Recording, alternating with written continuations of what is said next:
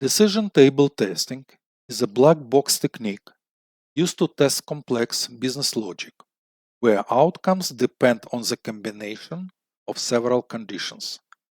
It systematically maps combinations of input conditions to their corresponding system action in a table, creating test cases that cover all possible scenarios in order to ensure comprehensive coverage and reduce redundancy.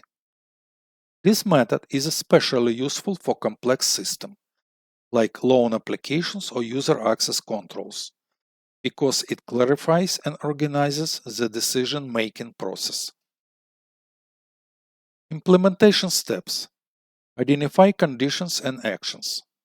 Testers first analyze requirements to identify all the conditions, which are inputs or states, and the resulting actions, which is system behaviors.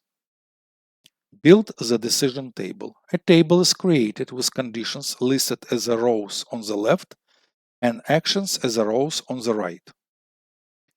Each column represents a unique rule, which is a specific combination of conditions and the actions to be taken for that particular combination. Formulate rules. For each rule, the possible values for each conditions are marked, typically as yes, no, true, or false. Based on the requirements, the actions to be performed for that rule are then marked. Derive test cases or create test cases. Each column of the completed table translates into a corresponding test case. This ensures that every possible combinations of conditions is covered, which would be impractical with exhaustive testing. And simplify the table.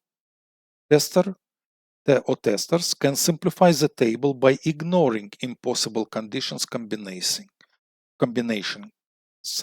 using a don't care symbol or merging rules that lead to the same actions, which streamlines the process. Purpose and benefits of decision table testing. First of all, comprehensive coverage, because it helps identify and test all possible combinations of conditions, reducing the risk of missing edge cases. Clarifying structure.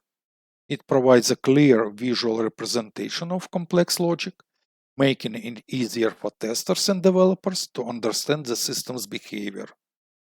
Efficiency.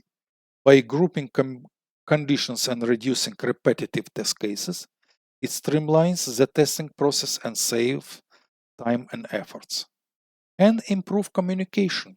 This table can serve as a collaboration tool, making business rules explicit and testable, which improves collaboration between testers and project business stakeholders. Now, let's take a good look at decision table example. Simple case, decision table testing for user login screen. Rule: only customers with valid credentials can log in successfully. As you can see, it's decision table which consists from conditions, which are email ID input, password input, actions, expected actions as output.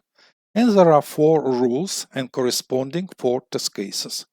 Let's take a good look at rule number 1, test case number 1. Email ID is true, password is true, and actions H stands for home screen to be displayed to the user. Let's take a good look at rule number 4, test case number 4. Both email ID and password are false, and expected actions E stands for error message to be displayed to the user. Now, let's take a good look at the test cases themselves with expected results. Test case number 1.